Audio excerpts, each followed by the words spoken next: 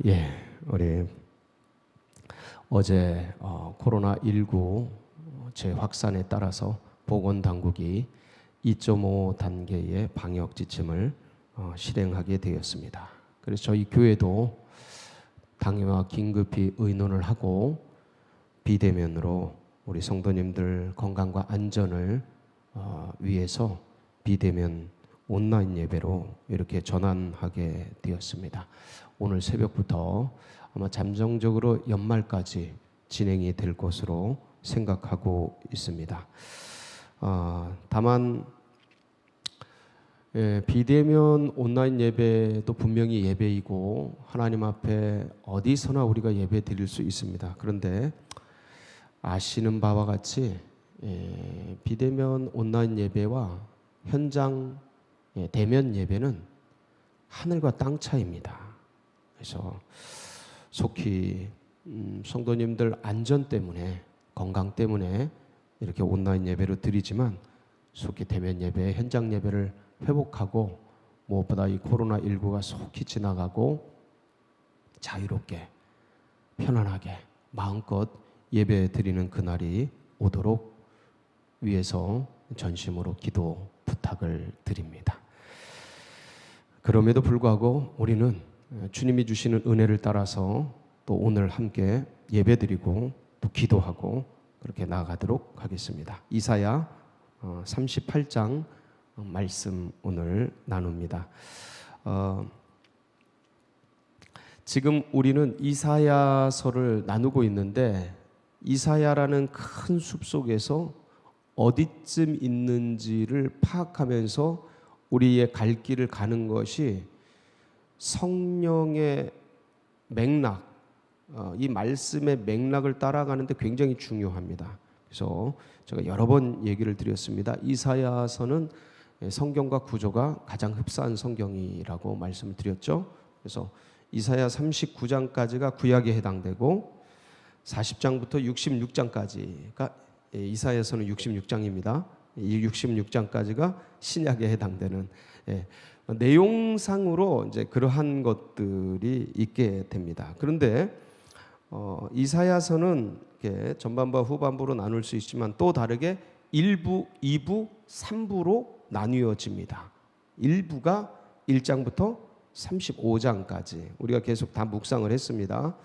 그리고 2부가 36장부터 39장까지 저희가 오늘 나누게 될 이 38장도 2부에 들어가 있죠. 그리고 3부가 신약에 해당되는 40장부터 66장까지 이 구조를 세팅을 머리에 딱 해놓으면 이사야서가 보입니다.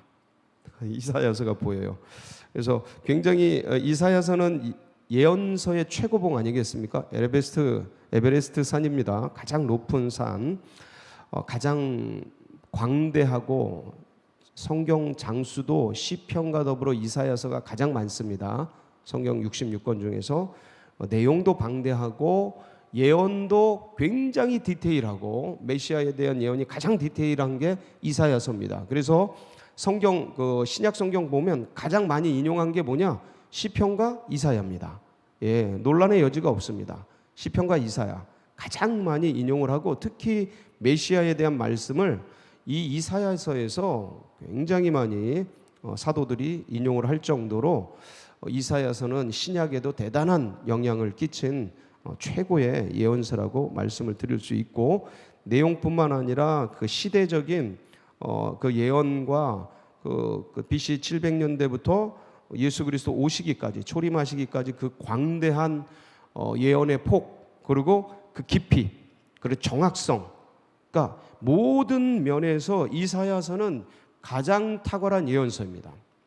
그 이 예언서의 구조를 머릿속에 딱 넣고 들어간다면 아주 우리가 성경을 공부하고 또 알아가는 입장에서 굉장히 좋은 안경을 구조를 가졌다라고 말씀을 드릴 수 있겠습니다.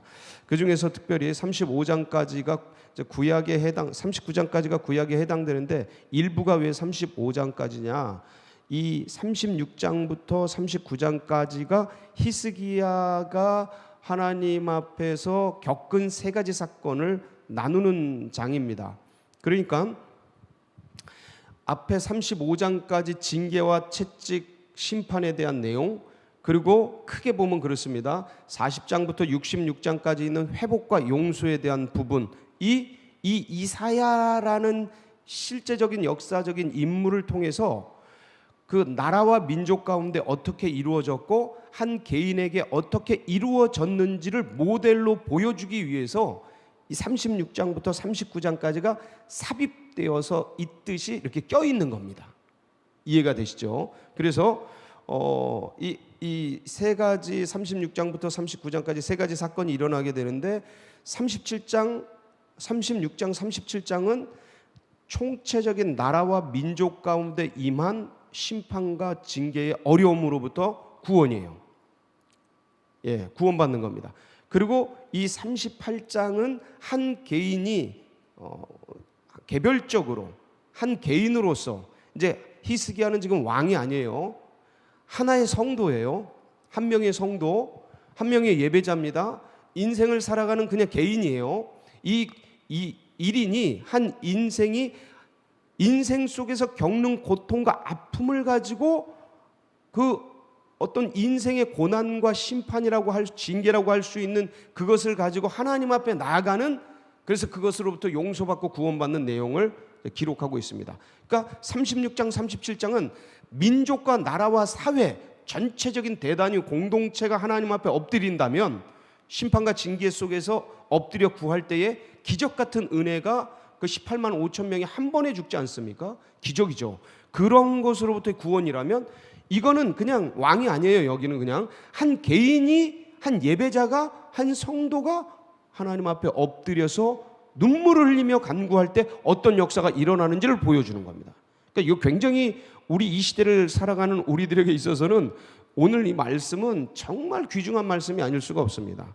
그래서 그리고 이제 39장은 이런 은혜를 입은 이 왕 중의 왕 아닙니까? 히스기야는 유다 왕 중의 왕이 히스기야입니다. 아주 개혁적이고 하나님 앞에 전심으로 찬양했던 그런 아주 뛰어난 탁월한 왕이에요. 다윗 왕 이후에 최고의 왕 중에 한 명입니다. 그러니까 다윗도 성군 중에 성군이었지만 그 우리아의 아내 바세바 사건으로 실수를 하지 않습니까? 죄를 짓는데 이 히스기야도 실수를 해요. 그게 이제 바벨론 사절단이 왔을 때 왕궁과 또 성전에 있는 곡간들을 전부 보여준, 사실은 이제 그러한 실수를 하게 되는데 그 실수의 장면들이 39장에 기록이 되어 있습니다. 이렇게 전개가 되는데 오늘 이제 38장 어떻게 한 개인이 징계와 어떤 문제와 고난을 만났을 때 하나님 앞에 어떻게 했을 때 구원을 받고 용서를 받고 회복이 임하는가 같이 보면서 이 시대 가운데 코로나19라는 전대미문의 사건 속에, 그리고 이 사건의 여파로 인해 한 개개인이 얼마나 고난을 당합니까? 예, 그러니까 민족 전체가, 세계 전체가, 나라 전체가 고난을 당하는 건 그러니까 공동체적인 일인데 이제 이 여파로 인해 한 개개인이 당하는 건 다 알 수가 없지 않습니까? 예, 근데 그 개개인의 눈물과 아픔과 고난과 힘듦 속에서 그곳으로부터 어떻게 구원받을 수 있는지를 이제 보여주는 명장면. 야, 이거는 정말 우리들이 소망입니다. 소망. 그래서 1절부터 한번 같이 살펴보도록 하겠습니다. 1절. 그때 히스기야가 병들어 죽게 되니. 자, 이때가 언제입니까? 이때는요. 36장, 37장이 아수르의 사네립이 군대를 파견해서 우리가 같이 나눴습니다. 한 번에 죽은 게 18만 5천 명이라면 약 20만 명 이상이 되는 대병력을 가지고 이 유다를 침공한 겁니다. 이게 2차 침공입니다.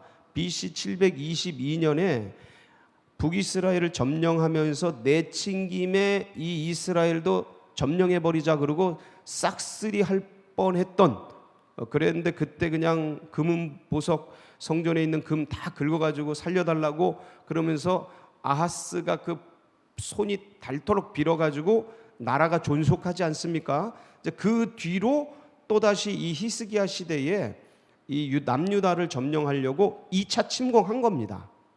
예, 2차 침공한 거예요.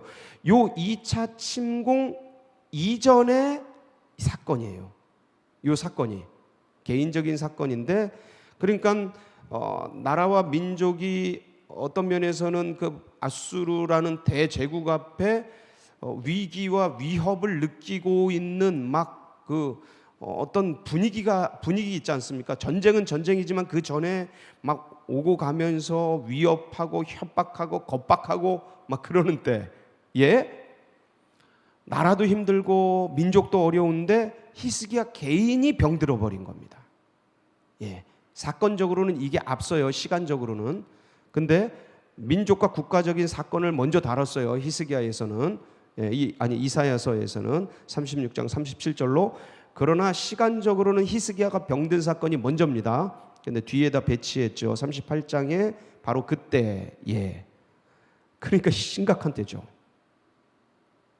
국가는 풍전등화 같이 전쟁의 소용돌이 속에 휘발려 들어가기 직전이죠. 거대한 아수르 제국은 호시탐탐 노리면서 이 남유다를 침공하려고, 생각해 보세요. 저쪽 러시아나 저 중국이나 일본이 지금은 뭐 맘대로 못하지만 막 그냥 어떤 국가 간의 외교 관계가 파탄나고 깨지고 그러면서 전쟁 수위가 높아지고 그러면서 막 그 스트레스를 생각해 보세요.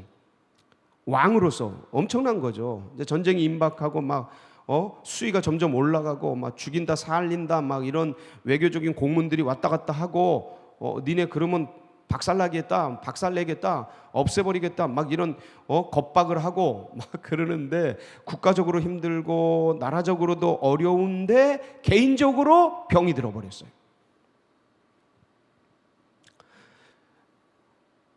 이건 나라의 왕으로, 통치자로, 지도자로서도 굉장히 큰 문제인데, 그냥 한 개인으로서도 이건 너무너무 괴로운 일을 당한 겁니다. 병들어 뭐 하게 되니? 죽을 병이 죽게 되니. 죽을 병. 이건 최소한 말기 암입니다. 예, 최소한 말기 암이에요. 나중에 종초에다가 무화과 잎을 이렇게 하고 하는데 그 종초가 썩어가지고 이게 속으로부터 썩어져 나와가지고 폐혈증이나 이런 것들이 이제 생긴 거예요. 갑작스럽게 죽게 된 거예요.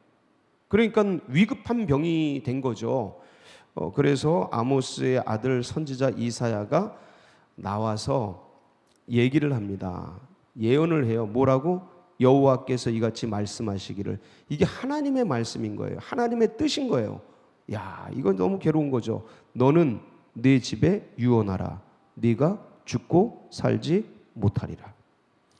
이걸 바로 뭐라 그러냐면 사형 선고라고 합니다. 사형 선고. 이때는 뭐 예언자들이 의사도 되고 경영자도 되고 뭐 족장도 되고 다 되는 때 아닙니까? 이 예언자가 하나님의 말씀으로, 하나님의 이름으로 너 죽는다. 유언해라. 이게 사형 선고죠. 이 얘기를 들으니까 앞이 캄캄하죠. 아마 지금도 이런 얘기를, 예를 들어 의사에 의해서 딱 선고가 떨어지면 온 세포들이 쫙 쪼그라들 겁니다. 건강검진 전날, 건강검진 받고 통보받는 전날도 사실은 큰 병이 있으면 어떡하지 긴장을 하게 마련인데, 사람이라는 게 누구나 똑같아요, 이거는. 근데 이거는 아예 그냥 사형 선고를 내려버린 거예요. 그러니 뭐 인간이 어떻게 됩니까? 그냥 확 쪼그라들죠. 침체되고. 근데 히스기야가 어떻게 하냐면 2절, 얼굴을 벽으로 향하고 여호와께 기도하여. 네, 이걸 그 유명한 면벽기도라고. 면벽기도. 이거는 그냥 누가 시킨 것도 아니고 이렇게 해야 된다 저렇게 해야 된다라는 것도 아니고 그냥 본능적으로 주님 앞에 엎드린 거예요. 본능적으로. 네. 이게 하나님의 뜻인 줄 아는데 하나님을 살려주세요 그러면서 본능적으로 엎드린 거예요. 이 면벽기도라고 그래요. 이거 수도사들이 많이 하는 건데 사막의 수도사들이나 이런 분들이 많이 하는 기도인데, 그냥 아무것도 없는 그곳에 하나님 향해서 기도하는 거예요. 면벽기도. 뭐라고 합니까? 3절. 이르되 여호와여 구하오니 내가 주 앞에서 진실과 전심으로 행하며 주의 목전에서 선하게 행한 것을 기억하옵소서 하고 히스기야가 심히 통곡하니. 뭐하니요? 통곡하니. 이게 울면서 통곡하면서 기도한 거예요. 그러니까 보세요. 이 통곡하는 기도는 뭐냐면 일단은 통성기도예요. 통성기도. 하나님 살려주세요. 부르짖는 기도죠. 이게 그냥 본능처럼 나와버린 거예요. 통곡으로 나와버린 거예요. 일단 통성기도예요. 그러면서 우는 기도예요. 눈물의 기도죠. 예, 눈물의 면벽기도, 통성기도, 눈물기도. 이 전체가 다 합쳐져서 뭐가 느껴집니까? 진정성. 진정성. 찐이라고 표현하죠, 요새는. 예. 노래 잘하는 거 말고 거기다 진정성을 실어라, 뭐 이런 얘기 하잖아요. 소울을 실어라. 예. 영혼을 실어라, 이 얘기를 하잖아요. 그게 뭐냐면 진정성이에요, 진정성. 그러니까 이 진정, 이 옛날 이 진정성이 실린 기도를 하나님께 올려드린 거예요. 이게 제일 중요합니다. 누가 시켜서 하는 것도 아니고 이렇게 저렇게 해야겠다 하는 것도 아니고 그냥 하나님 앞에 그냥 엎드린 거예요. 하나님, 제가 주님 앞에 진실하게 살아왔던 것을 기억해 주옵소서. 이건 주교도 할 말 없는데 그냥 주님 앞에 그냥 고백하는 거예요. 살려달라고. 예, 이 진정성이 통한 거예요. 그래서 여러 차례 제가 말씀을 드렸습니다. 하나님이 약한 게 있다. 하나님은 완전한데, 완전하신 분인데 하나님이 약한 게 있어요. 뭐에 약합니까? 성도의 눈물에 약합니다. 여러분 이건 꼭 기억하십시오. 하나님이 이거 보세요. 네 집에 유언하라. 네가 죽고 살지 못하리라. 하나님의 뜻이 결정됐다니까요. 예? 너는 네 집에 유언하라. 네가 죽고 살지 못하리라. 하나님의 뜻이 결정됐다고요. 근데 이 진정 어린 면벽 통성 기도, 눈물의 기도에 하나님이 뜻을 돌이키시는 거예요. 이야, 그 뭐에 그럼 돌이키냐? 그 진정성에 하나님이 그걸 받으시는 거예요. 근데 이거 받고 안 받고는 하나님의 뜻이에요. 예, 그건 하나님만이 결정하시는 거예요. 이렇게도 돌아갈 수 있습니다. 예, 이렇게 했는데도 그냥 돌아가실 수 있어요. 그렇지만 하나님이 뭘 받으시냐? 이걸 받으시는 거예요. 이 진정 어린 눈물의 기도. 하나님이 여기에 제일 약합니다. 예, 하나님은 완전하셔요. 제가 그냥 어떤 인간적인 표현으로 말씀을 드리는 겁니다. 하나님이 뭘 받으시냐? 가장 잘 받으시냐? 이걸 잘 받으시는 거예요. 그래서 참 저희 교우들 중에서도 큰 병을 이렇게 진단 받으시고 아파하고 고민하고 그러는 분들 상당히 많으십니다. 그런데 이 하나님이 기도를 들으셔야 되거든요. 의료진의 한계를 손을 떠난 거니까. 그럴 때는 딴 거 없어요, 진짜. 그냥 하나님 앞에 이렇게 계속 우는 게 건강에도 좋고 하나님의 하나님의 놀라운 은혜와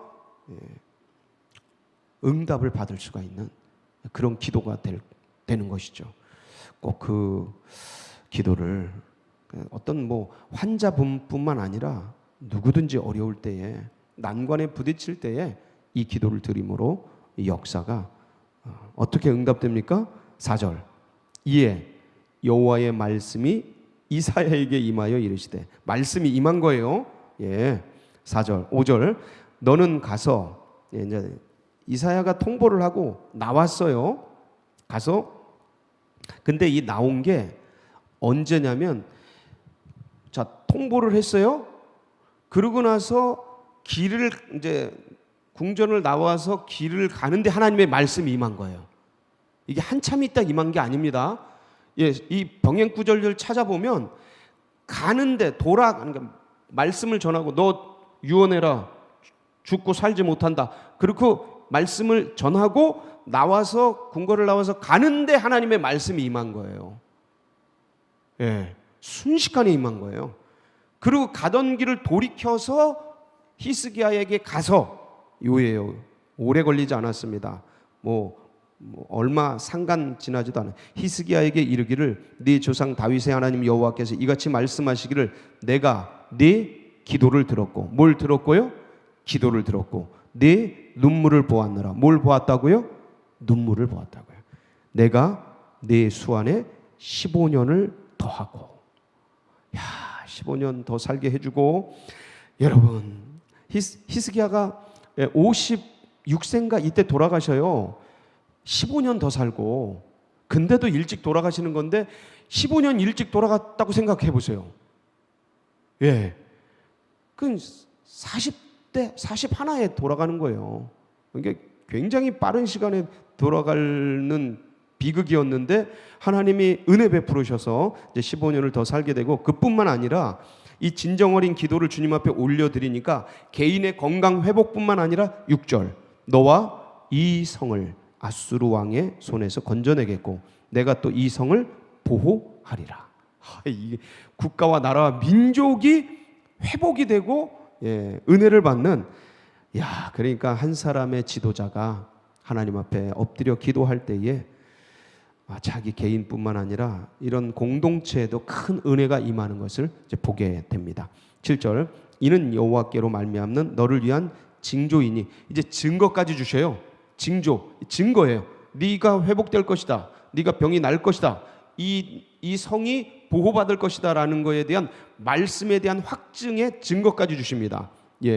곧 여호와께서 하신 말씀을 그가 이루신다는 증거죠. 증거이니라. 뭡니까 그 증거가? 8절 이거는 우주 역사를 움직여 버리십니다. 보라 아하스의 해시계에 나아갔던 해 그림자를 뒤로 10도를 물러가게 하리라 하셨다 하라 하시더니 이에 해시계에 나아갔던 해 그림자가 10도를 물러가니라. 즉시 물러간 거예요. 그러니까 이게 순식간에 일어나는 일이고, 해 그림자가 뒤로 10도 물러갔다라는 것은 천체가 움직였다는 겁니다.